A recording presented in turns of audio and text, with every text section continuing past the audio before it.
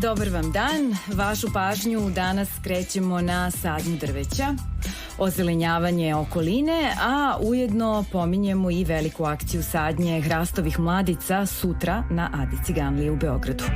U sklopu akcije očuvanja prirode i nastavka inicijative Moj hrast, izgrađuje se klijalište i organizuje aktivnost koja treba da skrene pažnju na značaj hrastovog drveća, ali i zelenila uopšte. Organizatori događaja su članovi Animal Rescue Srbija, sve se ovo tiče i životinja koliko i očuvanja zelenila. A zašto je baš izabran hrast? Na ovo pitanje odgovorit će gošća emisije Sanja Radosavljević iz pomenute organizacije. Sanja, zdravo. Zdravo. Mogu slobodno reći da je neobično. Hrast je posebno veliki, značajan, pa moglo bi se reći donekle i skupi. Nekako ne vidimo često kada se radi masovno zelenjavanje da se koriste hrastove mladice, a vi planirate i klijalište. Kako će sve to izgledati sutra na Adi Ciganliji? Sutra u saradnji sa zaposlenima jedne velike svetske kompanije organizujemo taj događaj gde su, da kažem ti, zaposleni, mi smo prvo taj žir skupljali, to smo sve mi radili, on je isklijao i sada je vreme da se on, da kažem, da radimo, da ga rasadimo i onda će, kada porastu te mladice, ideja je da se one poklanjaju donatorima naše organizacije i da dakle svako ko donira određeni iznos dobije jednu hrastovu mladicu, onako simbolično, jer hrast je jako značajan, dakle što u našoj mitologiji, istoriji našeg naroda, ali je jako značajan i zbog ekosistema. Zašto smo mi izabrali baš hrast? Iz više razloga. Jedan od razloga jeste zato što je hrast, zapravo hrastove šume su značajno stanište za životinje. Dakle, hrastove šume su važne za ishranu životinja, ali su takođe važne i kao njihovo sklonište. Pa, na primjer, neke životinje koje su nama poznate na našem podneblju, kao što su divlje svinje, koriste žir u ishrani, on je važan za njih zato što je žir nutritivno bogat i onda one tokom zime ili dakle kopaju po zemlji, time se hrane. Takođe svima dobro poznate veverice koje skupljaju taj žir i skladište ga u svojim gnezdima na drveću, je jako bitan za njihovu prehranu. Takođe insekti neki se hrane žirom, ptice određene, pa čak i jeleni i srne.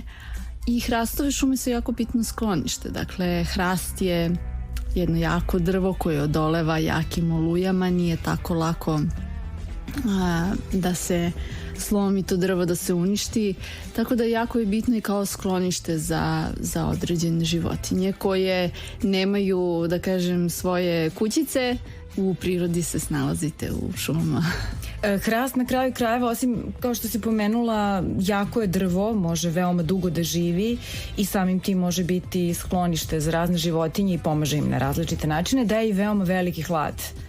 A u poslednje vreme ima ogromnu krošnju. U poslednje vreme počinjemo da vapimo za hladom jer je sve manje i manje zelenila s jedne strane, pre svega u urbanim sredinama, a s druge strane sve više i više betona. Pa dolazi često i do onog efekta betonskih, odnosno toplotnih ostrava gde se posebno loše u takvim situacijama osjećamo leti, ali ima još nedaće od toliko betona naspram malo zelenila. Da li vi kao organizacija planirate još nešto što bi imalo za cilj ozelenjavanje ili možda očuvanje nekih zelenih staništa zbog životinja? Za sada je ovaj projekat koji se tiče ozelenjavanja u toku, ali razmišljat ćemo dalje. Trenutno se ovime bavimo jer smo zaista hrast prepoznali. Svuda oko nas ima ono kako smo došli na ideju, zapravo videli smo da mnogo žira ima oko nas, mislim bude godina kada ih ima manje ili više i jako je i zahvalan, lako ga je dobro se prima, da tako kažem, nije teško uzgajati mladice hrasta, tako da došli smo na tu ideju kad smo videli te količine žira i onda kao zašto ne iskoristiti, jer ne znam da li vaši slušalci znaju za taj podatak, ali mi u Srbiji imamo tu tendenciju opadanja pošumljavanja, dakle sve je manje i manje zelenih površina i šuma, dakle urbanizacija i industrijske zone se grade, seča šuma, a ne obnavljamo šume. I onda kao, ajde da uradimo bar nešto da se taj trend spreči, jer su šume bitne i za nas, ali i za životinje. Malo ćemo u nastavku govoriti još o značaju svega toga, budući da upravo kao što si pomenula, na jednom smo od jedne poprilično zelene zemlje došli na začelje evropsko kad je reč o količini zelenih površina na teritoriji države. Ali je uvek interesantno pomenuti u stvari taj značaj hrasta u svakom pogledu i kao što ste pomenuli, odlučili ste se za ovo drvo zato što je važno za ekosistem, pre svega za životinja. Vi ste Animal Rescue Srbija. Ko se tek sada uključio može evo da čuje ponovljenu informaciju. Sutra 2. marta, ako se ne varam, u Avantura parku na Adi Ciganliji biće u stvari početak izgrađivanja klijališta i organizacija ove aktivnosti gde se sadi. I o značaju hrasta, da, mogu ovom prilikom pozvati i slušaoce da pišu o tome kako oni doživljavaju hrast. Znamo kako ovo drvo doživljava grupa Koji i ono njihovo čuveno Sastali smo se pod starim hrastom u ponoć. Nećemo do duše sada čuti tu pesmu, slušamo Pink.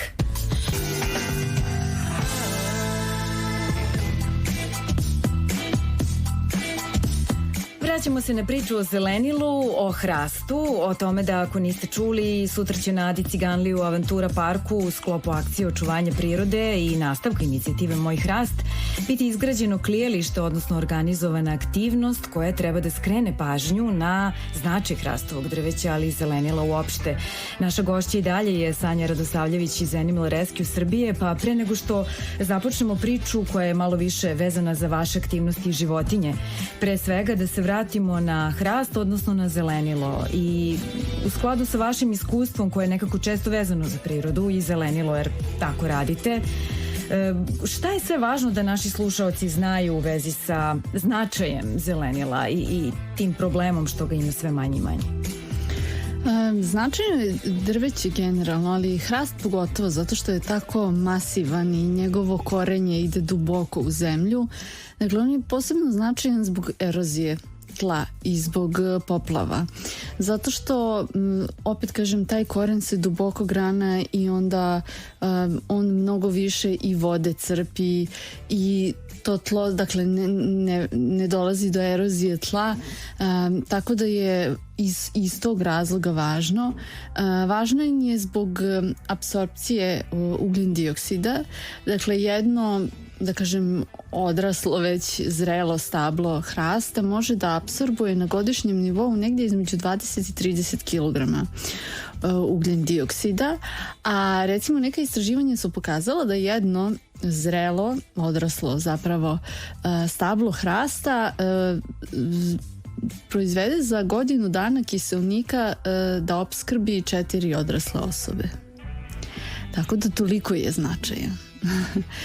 I hrast spada, da kažem, to je, neka istraživanja pokazuju da je možda jedino bukva malo efikasnija u proizvodnji kiseonika od hrasta, ali hrast je tu u samom vrhu. Da, dobro pitanje bi bilo za one koji nas možda slušaju, a i eksperti su iz te oblasti, da kažu koliko imamo bukovih šuma, da li se možda njihov broj u poslednje vreme smanjuju ili one nekako opstaju, jer očigledno da po prioritetima, ako govorimo o zelenjavanju, bi trebalo verovatno upravo to drveće staviti kao prioritet, ako se meni barem čini kao lajku. Da, to je već sad ono pitanje za stručnjake, ali zelenilo svakako da, jer mi u gradovima imamo, mislim, drveće je bitno i zbog gnežđenja ptica. Dakle, mnogi životinje nalaze tu u sebi sklonište i Ako govorimo o gradovima, s obzirom da je sve manje zelenila, to utiče i na životinje, na primjer čuveni vrapci u Beogradu.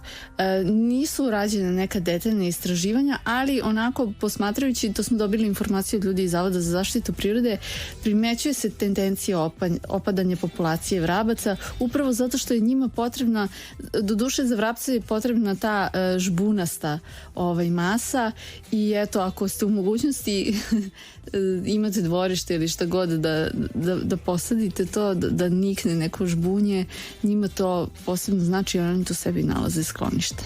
Baš ćemo na tu temu nešto kasnije tokom ove emisije razgovarati sa Teom Nikolić iz organizacije Šuma peva, pošto se oni baš bave sadnjom i to po pozivu, upravo tamo gde je to zvanično dozvoljeno, a zna se da fali. Ono što nam takođe fali je malo više aktivnosti kao što su one koje vi kao Animal Rescue Srbije radite. Između ostalog radite nešto što se zove Mjau Vau Ekspert. Šta je to? To je program koji sprovodimo u saradnji sa školama, što osnovnim, tako i srednjim školama. To je zapravo edukacija vezana za taj neki prvi kontakt i odnos sa životinjama. Jako je značajno zato što te neke prve traume, da kažem, i često strahovi između dece, odnosno osoba i životinje nastanu tim nepravilnim kontaktom. Tako da zato je bitno da znamo kako da priđemo maci, kuci, da ne dođe do grebanja, lajanja ili nekog neželjenog ishoda, jer kad se životinja osjeća sigurno, kada joj vi to nam nekoliko načina stavite do znanja da nećete povrediti bez naglih pokreta, ona dakle ima poverenje u vas i taj prvi kontakt je bezbedan.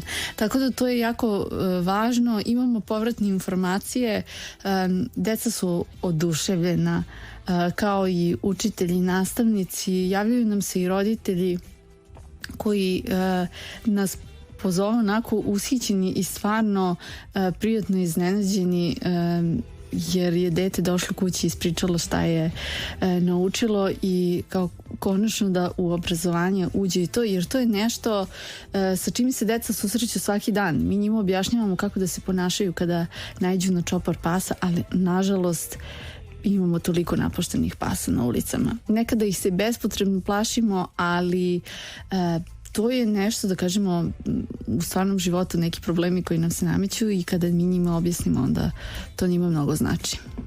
Mi ćemo u nastavku govoriti o još nekim vašim aktivnostima, imate ih zaista dosta i taman da iskoristimo priliku da pomenemo barem neke, a ko nas sluša u ovom trenutku, a možda je vezan za neku osnovnu školu i to tako što je upravi škole, može da kontaktira Animal Rescue Srbija, da dođete kod njih i održite predavanja koje su vezana za Mjau Vau Eksperta.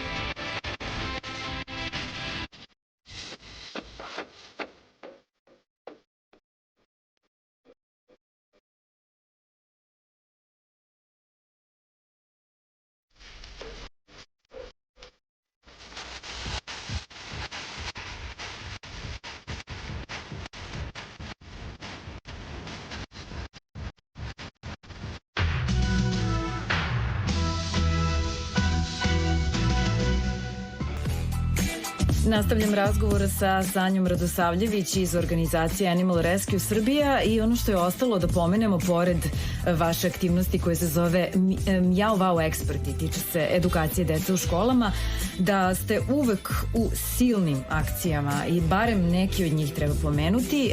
Ja bih izdvojila vaše aktivnosti koje se tiču skretanja pažnje na maltretiranje životinja. Šta više, u vezi sa tim vi počinjete da osnivate pravni tim u okviru organizacije koji će, pretpostavljam, da se bavi upravo ovim problemom.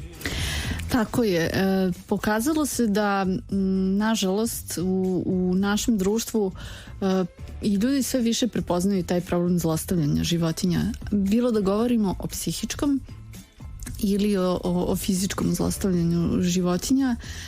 Dakle, zanemarivanje, zlostavljanje i ubijanje životinja je krivično delo po našem zakonu i sve nam se više ljudi javlja za pomoć. Mi imamo određene volontere koji su pravnici i koji mogu da pomognu svojim savjetima šta građani mogu da urade, koje su njihova prava, koje sve poteze mogu da povuku, a da reše taj problem i slobodno mogu da nam se jave. Naš telefon je dostupan svakog dana, bukvalno 365 dana u godini od 12 do 20 časova. Pozovite nas, uputit ćemo vas na naše pravnike koji mogu da vam daju savjet šta u određenim situacijama možete da uradite, jer važno je da znate koja su vaša prava, ali isto tako da znate i obaveze. I kada smo kod toga, ono po čemu vas ljudi nekako najviše pamte i znaju da radite, a ime kaže Animal Rescue Srbija, odnosno spasavanje životinja u Srbiji, ne bi bilo loše da pomenemo da uvek vapite za volonterima, da je to nešto stvarno zbog čega vas ljudi najčešće zovu, a nije vas dovoljno da pokrijete sve pozive. Tako je, to spasilaštvo od kojeg smo mi krenuli je nešto, da kažem, srž naše organizacije, odakle je sve počelo.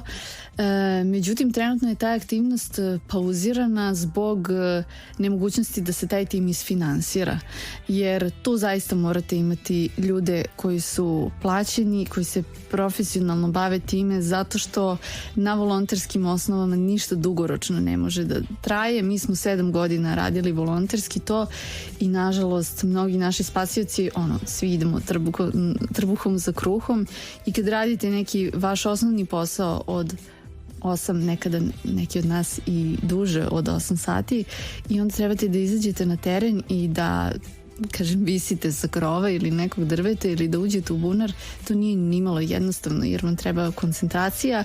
Vi kao spasilac morate da budete 100% skoncentrisani na tu aktivnost koju radite, ali pozivamo sve građane koji bi da daju doprinos spasavanju životinja na bilo koji način. Da li je to neki administrativni posao, briga o životinjama koje se nalaze u našem rehabilitacionom centru, što je ljudima nekako najveće i najdraža aktivnost, taj direktan rad sa životinjama. Bilo da ste programer, IT stručnjak, pravnik, slobodno nam se javite, jer zaista je širok spektar aktivnosti gde svojom ekspertizom možete da pomognete životinjama u Srbiji. Nadam se da će biti i onih koji nas slušaju i koji će donaciju obojiti tako što će ili povremeno biti vaši spasioci ili finansirati neke koji bi to bili, jer u praksi zaista vreme je pokazalo da je to ono što ljudima baš treba i da je to jedan od glavnih razloga zašto zovu Animal Rescue Srbija, ali kao što smo pomenuli, još mnogo toga je tu. Kako ljudi mogu da vas kontaktiraju?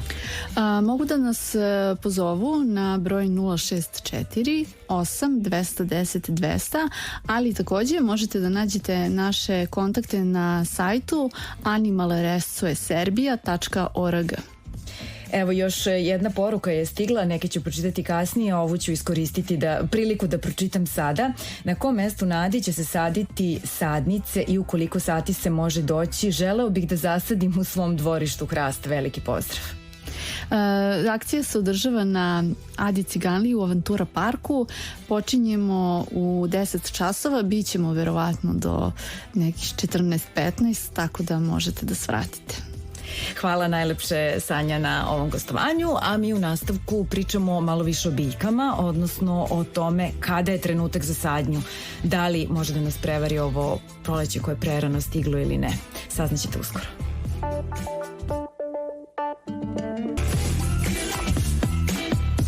Akcija sadnje